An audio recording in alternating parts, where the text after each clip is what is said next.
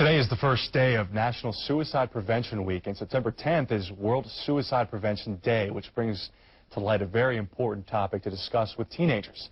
The number of teen suicides in Duval County is actually higher than the national average, yet our city has recently implemented an awareness program to help bring that number down.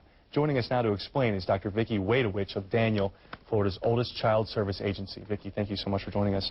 Do we know why Duval County has a higher rate than the national rate? No, we are not quite, well, quite frankly, I'm not sure why we have a higher rate, but I can tell you why this program is so important here in Duval County. One of the reasons is because, you know, the rate of suicide nationally is basically 10 out of 100,000 teenagers will take their own lives. Here in Duval County, that rate is 50% higher at 15 out of 100,000. Because of that, and fortunately through the use of some federal funds, we have launched the Florida ASAP program here in Duval County.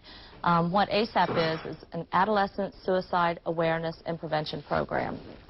And Daniel has been operating this program since since July of this past year, and it will go into operation, it will continue through September of 2011. What does the program do? Is it an outreach? I mean, do you go to kids that come to you? Yes, basically there are 5 key components to the program. The first is that we will train more than 2,000 gatekeepers in suicide prevention. And basically what a gatekeeper is, it's a person who works closely with teenagers. And they will be taught, and this could be social workers, teachers, juvenile justice professionals, and they will be taught the suicide prevention signs and warnings. They'll be taught how to talk to adolescents about suicide and where to refer them for help. Second, we work closely with the local schools and middle schools and high schools to screen more than 1,000 youth on using a suicide prevention screening tool. We'll also work with parents to increase their level of involvement with their children. This fall, the program is going to roll out it's called a family guide. It's a family suicide prevention guide.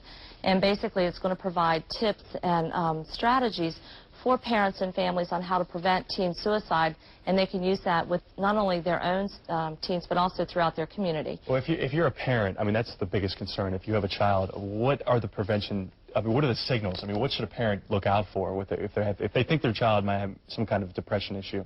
Well, basically, if you're a parent and your child has they have changes in their eating or sleeping habits.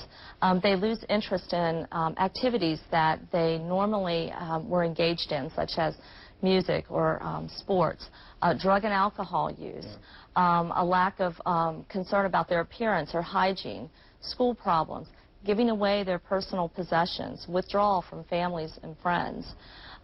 But more importantly, if your child or anyone that you know says that they want to commit suicide or they're thinking about killing themselves or harming themselves, it is important to take that seriously.